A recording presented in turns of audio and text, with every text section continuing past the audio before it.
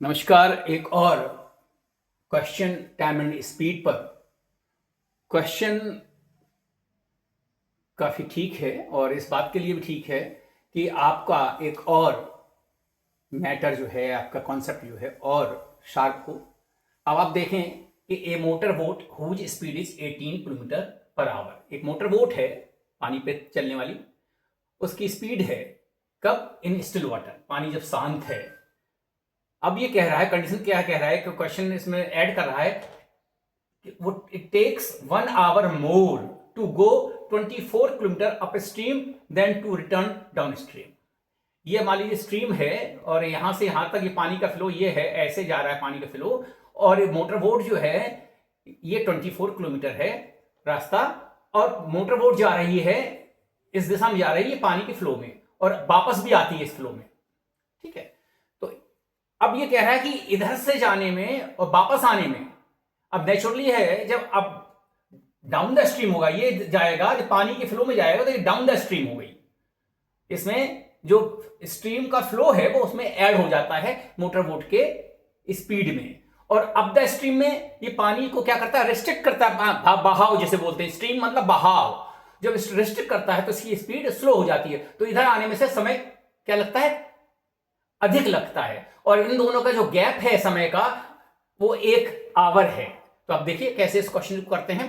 कह रहा है find the speed of the stream. तो स्ट्रीम की let speed of the stream हमने मान ली x किलोमीटर पर आवर, क्योंकि यहां पर देखें किलोमीटर पर आवर है और यहां पर 1 आवर भी है। अब आप देखें कि ये जो है ये हमने बताया आपको क्या है? अप द स्ट्रीम अगर है इधर आने में, अप द स्ट्रीम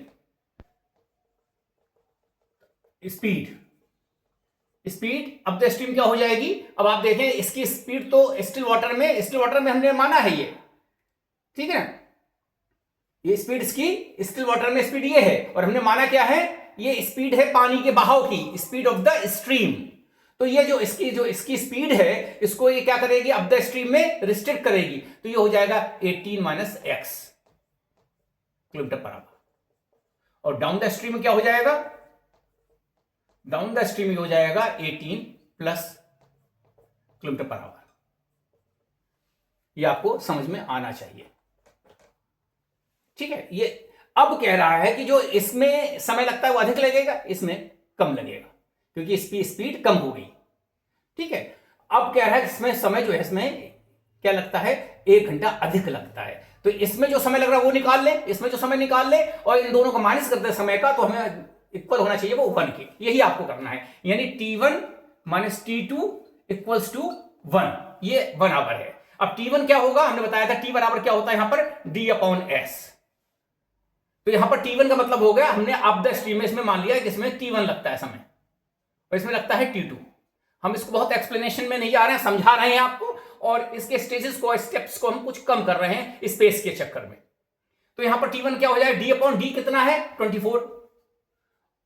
अब द स्ट्रीम आने में उसको 18 माइनस एक्स, माइनस T2 क्या हो गया आपका? 24 किलोमीटर। वापस भी आना उसको है, इधर जाना है, इधर आना है। ये डाउन द स्ट्रीम है, ये अप द स्ट्रीम है। ये हो जाएगा 18 प्लस एक्स, और ये बराबर हो गया। अब आप देख भी लीजिए, समझ में भी आना चाहिए कि यहां पर ये माइनस में है, इसका जो है जब हम ये कम हो जाएगा तो इसकी वैल्यू अधिक आएगी, और वैसे भी अप द स्ट्रीम में समय ज्यादा लगेगा, तो उसका जो है अप द स्ट्रीम में समय ज्यादा लगेगा, क्योंकि इसकी स्पीड कम हो गई। अब इसका जब एलसीएम निकालेंगे तो ये a हो गया, ये b हो गया। आप देख रहे हैं 18 माइनस एक्स और 18 प्लस एक्स, और यहां पर ये हो जाएगा आपका, ये 24 है और ये हो जाएगा, इसमें गुणा करेंगे जब इसमें करेंगे तो 24 18 प्लस एक्स, और ये हो जाएगा माइनस 24 18 माइनस एक्स बराबर 1।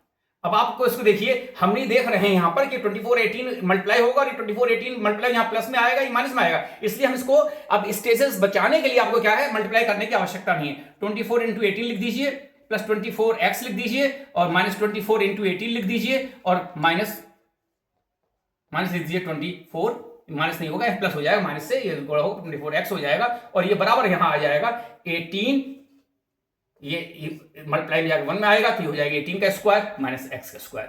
ए माइनस बी ए प्लस बी, ये हमने आपको समझा रखा है। ये और ये कट जाएगा आपका, ये और ये मिलकर हो जाएगा 48x, और 48x बराबर हो जाएगा, तो इसका हो जाएगा 324 और माइनस एक्स स्क्वायर। अब देख लीजिए 18 इंटू 18 एट जा 144, 144 और 18 बन जाए 18 और 18 4 24 22 और 32, तो 324 आएगा। वैसे भी आपको याद रखना चाहिए, हमारे जितने भी 6 7 ईयर के बच्चे हैं इनको स्क्वायर्स जो हैं रेडी होने चाहिए। जब इसको ट्रांसफर करेंगे तो it will be x square, ये इधर आगे इधर आ रहा है तो हम प्लस में ले लेंगे, प्लस 48x, और ये इधर आएगा माइनस 324 और बराबर 0।